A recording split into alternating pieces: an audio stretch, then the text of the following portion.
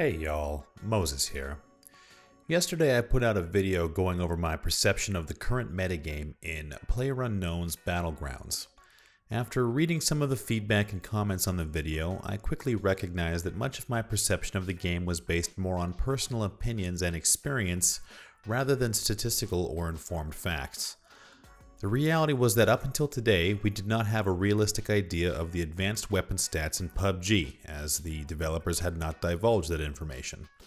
This has changed. Today on PUBG.me, a popular stats tracking site, a large amount of data mined information was put up in the form of a blog post. This post goes into extreme detail on every weapon in the game and contains information that is both useful and perplexing. I spent several hours today going over the material posted and entering it into a very boring spreadsheet, and I was able to boil down some of those statistics into fairly interesting information. So, to take yesterday's video a step further with concrete numbers, I'm going to present you with this advanced weapons guide. Before jumping into the data, I want to get some things out of the way. Everything I'm about to say is my personal interpretation of the data presented and may not be entirely accurate, as some assumptions had to be made. Beyond that, it is important to recognize that PUBG is a highly situational game, and that these statistics do not account for anything above the pure statistical properties of the weapons. Just because one of the weapons has the best recoil doesn't mean it's always going to be the best weapon in any situation. I'd also like to mention my assumptions in relation to the data presented. 1. It is not entirely clear what statistic directly represents horizontal and vertical recoil, and for the purposes of my calculations, I utilized the horizontal and vertical recoil speed stat, as it seemed to make the most sense. Maximum deviation seems to be relevant here as well, but did not jive with some of the other surrounding stats and thusly did not factor into my recoil calculations. 2. Recoil pattern is affected by attachments, but at this point what the actual recoil pattern represents in the game is not clear. I haven't spent time trying to determine what each gun's recoil pattern looks like, or even if the pattern is used in the same way it is in games like CSGO. 3. Similarly, recovery speed is affected by some attachments, but how recovery speed affects handling is not entirely clear. We made the assumption that it negates horizontal and vertical recoil speed in some way, but the correlation is not known exactly. So, assumptions aside, let's dive into the different stats that I deemed important. The first is pure DPS. The two relevant stats here are per shot damage and time between shots. Calculating those two things together, we get an accurate representation of DPS. These numbers are assuming 0 recoil and 0 reload time. One thing that was interesting to see here was that the M16 has the highest DPS value due to its low time between shots. Higher bullet damage aside, the AKM is second place. The M416 is only 30 DPS behind the AKM in this case, with the SCAR bringing up the rear. One last thing on DPS, and something I forgot to mention. There is a stat called body impact power that we don't quite understand yet. There has been some discussion that this might have something to do with bullet damage done to armor, which would affect how DPS is calculated. Until we know more, I haven't included this stat in any calculations.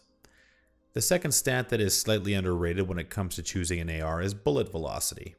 The M16 is again the winner here with a bullet velocity of 900, which I'm assuming is meters per second, with the M416 close behind with 880, and the SCARs in the ballpark with 870, and then there's the AK lagging far behind with 715. This is an important stat as it plays into how you lead your shots at a distance. I'd now like to take a look at bullet spread, also known as cone of fire. Each AR has a base bullet spread while firing of 9, and then modifiers are applied when crouching and proning. I won't include the crouching and proning modifiers in this video, as they are constant and reduce the standing spread uniformly across all weapons. Standing spread is calculated by using the different ADS modifiers present for each weapon. When referring to ADS modifiers, I'm talking about the amount in which spread is reduced by aiming down your sights. One thing to note, simply holding right click is roughly 1 to 2% less accurate than actually aiming down your sights. One other thing I'd like to mention is that the remaining portion of stats are going to be assuming that the weapon is fully kitted with all available attachments and is equipped with a compensator. The reason for this is the compensator is the clear choice over the flash hider and suppressor due to its recoil and spread control properties. This does not mean it's necessarily the best attachment in all situations. Suppressors are still a powerful attachment, but do not have as direct an impact as the compensator does.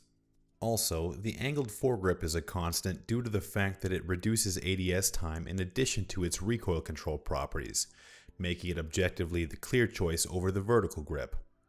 Let's take a look at the rankings for standing spread while aiming. As you can see here, the SCAR has the smallest spread while standing, followed closely by the M416 with the M16 coming in third. Again, the AKM disappoints with a spread of 1.46, a full 24 basis points worse than the SCAR. I'd now like to take a look at recoil control, the most complex portion of these stats. I have assumed that horizontal recoil is the most important thing to control, as it is more difficult to deal with than vertical recoil in most situations. Again, this is subjective, but most intermediate and advanced players will have an easier time with vertical recoil than horizontal. This may not be the case for everyone, but for simplicity's sake my final calculations and rankings place horizontal recoil control over vertical. Recovery speed is also important here, as it relates to how quickly the weapon can recover from recoil in either direction. I will display these two numbers in correlation to each other, and I believe real-world experience indicates that this may be the correct application of these numbers. As you can see here, the M416's horizontal recoil is nearly negated by its recovery speed when fully kitted. This is why the M416 feels so fluid while firing in practice, due to the fact its horizontal recoil barely affects the weapon. The SCAR is a distant second place here, but the AKM and M16 are nearly identical and are significantly harder to control due to their lack of grip attachments. One note about vertical recoil. The M16 is the clear winner with the vertical recoil rating of 9.35, where the rest of the ARs all have identical ratings of 12.75. This of course would be different if the vertical grip was included in calculations, but I thought it would be worth mentioning. The final stat is Recoil Pattern, which I believe is the figure that dictates how the weapon moves within its spread or cone of fire. This is purely my estimation, but makes sense considering the ratio of these two numbers and how they are affected by attachments. I will again be displaying standing spread to compare to the recoil pattern. To attain the ratio, I simply divided the recoil pattern number and the standing spread. This stat may be meaningless, but the trend of the M416 being the most stable rifle seems present there too. I'd like to conclude by going over all of the stats in consideration and showing you a total picture of how the rifles compare to each other. I have highlighted the best performing stat for each rifle in green, yellow is for second place, and finally red indicates the worst performer. The results are interesting if not predictable. When considering all measured variables, it is clear that the M416 is the best all-around rifle, performing at the highest or second highest level in nearly all categories. The SCAR and the M16 both have their strengths, but I give the SCAR second place due to its general reliability in most categories.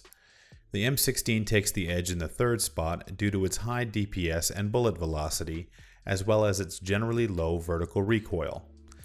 The AKM is the clear loser here. Aside from its DPS, the AK is difficult to control, has the slowest bullet velocity, and generally could only be recommended in short-range engagements, if at all.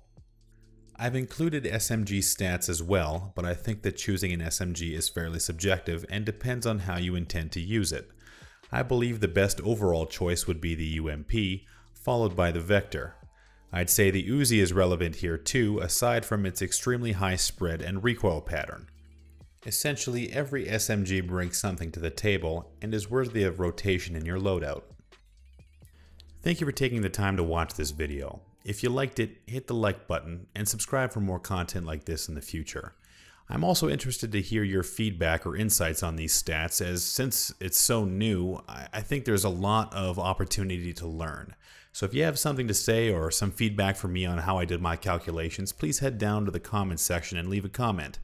Otherwise, you can visit me on Twitch at twitch.tv/wtfmoses and on Twitter at wtfmoses. Thank you again for taking the time to watch this video, and until next time, I'll see you out there.